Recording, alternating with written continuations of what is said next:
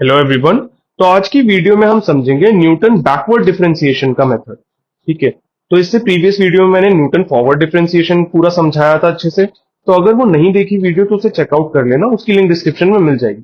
तो देखो, इंटरपोलेशन का जो फॉर्मूला है अपना, वो यहाँ पे कैसा हो जाएगा, न्यूटन बैकवर्ड वाला लगाएंगे इस बार। तो वो कैसे आ जाएगा, F of A plus U H जो है यहाँ पे, वो अपना नेबुला ऑपरेटर से आएगा। तो नेबुला ऑपरेटर कैसे आएगा यहाँ पे, F of A plus U upon one factorial nabla F A, है ना, plus U U plus one upon two factorial nabla square F ए।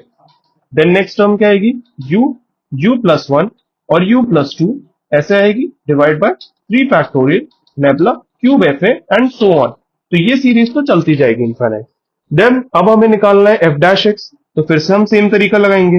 एफ डैश एक्स कितना आ जाएगा, वन बाय एच आएगा, पहले तो D you by D x वाली term आएगी और नेबुला एफ ए आएगा।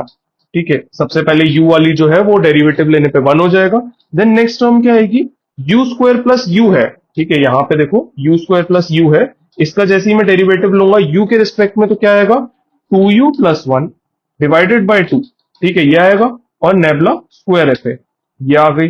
देन नेक्स्ट टर्म सिमिलरली क्या आ जाएगी हमारे पास, जो भी पूरी टर्म है you U plus one you plus to का अगर मैं डेरिवेटिव लूंगा u के रिस्पेक्ट में, तो वो आएगा three u square plus six u plus two divided by six, three factorial आ गया।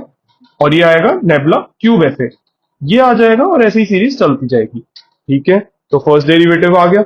मान लो सेकंड डेरिवेटिव कोई निकालने को बोल दे तुम्हें, तो सीधे सीधे यहाँ वन बाय एच स्क्वायर आ जाएगा और ऊपर वाले का डेरिवेटिव फिर से यू के साथ ले लो। देखो एक और एच मल्टीप्लाई तो मैंने कर ही दिया ना यहाँ पे, वन बाय एच।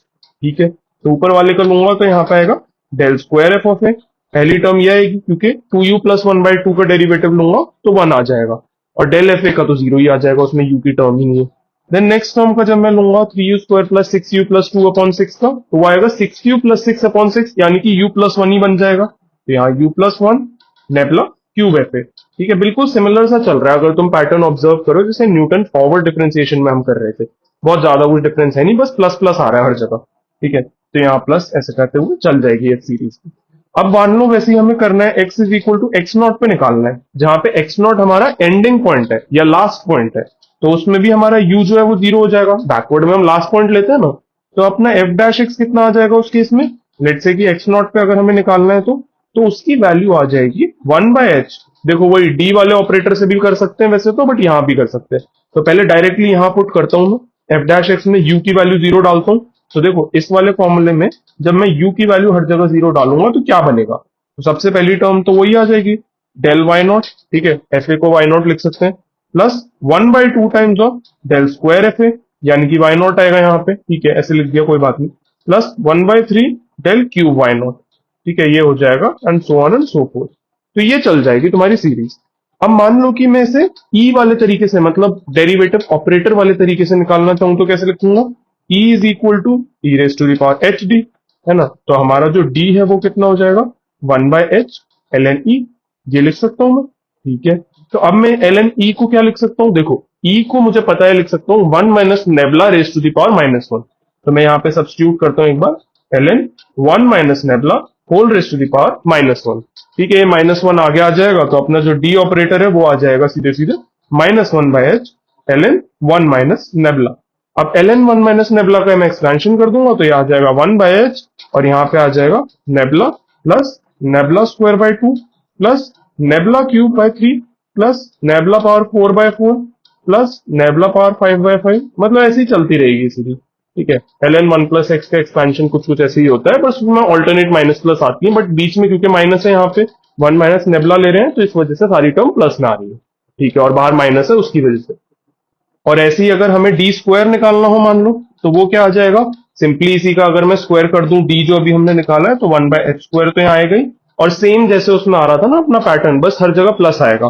तो फॉरवर्ड वाले को एक बार ना रेफर जरूर कर लेना और समझ में आ जाएगा बहुत आसानी से। तो नेबुला स्क्वायर आएगा पहले, फिर नेबुला क्यूब आएगा, फिर 11 बाय 12 आया था वहां, यहाँ भी आएगा, बस हर जगह प्लस है यहाँ पे।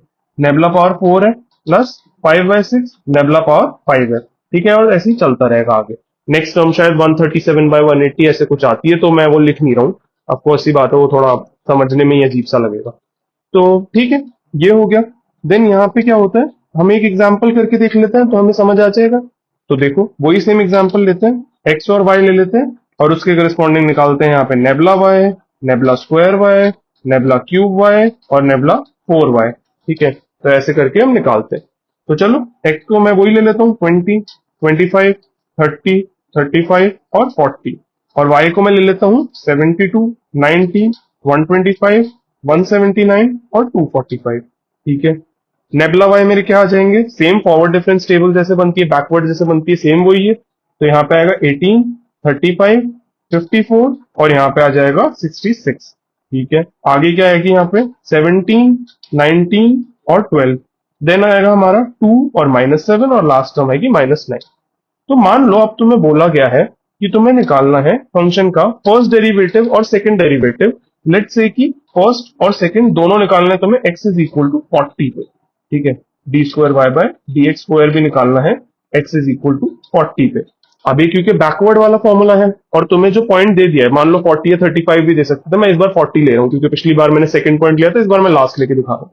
तो ये मेरा एक्स नॉट हो जाएगा, है ना। तो मेरा वाई नॉट क्या हो जाएगा, ये 245।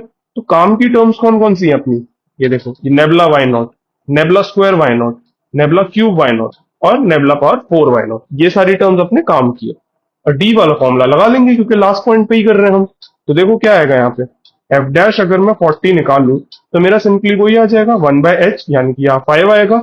देन नेबुला वाई नॉट यानी कि 66 आएगा। देन प्लस अब यहाँ पे 1/2 times of nabla square Y not यानी कि 12 आएगा, plus 1/3 times of nabla cube Y not यानी कि -7 आएगा। Then 1/4 times of nabla power 4 Y not जो कि आएगा -9। ठीक है, इसको जब मैं सॉल्व करूंगा तो आ जाएगा 13.483। हो गया, बहुत इजी था। देन डबल डेरिवेटिव भी निकाल लेते हैं इसका।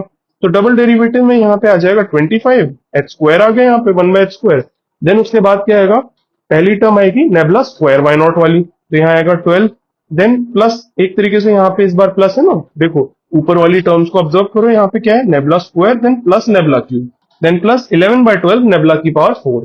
तो मैं यहाँ पे लिखूंगा, पहले तो आएगा नेबुला स्क्वायर तो मैंने लिख दिया 12, नेबुला क्यूब मेरा कितना है -7 प्लस 11/12 टाइम्स ऑफ नेबुला की पावर 4 क्या है यहाँ पे -9।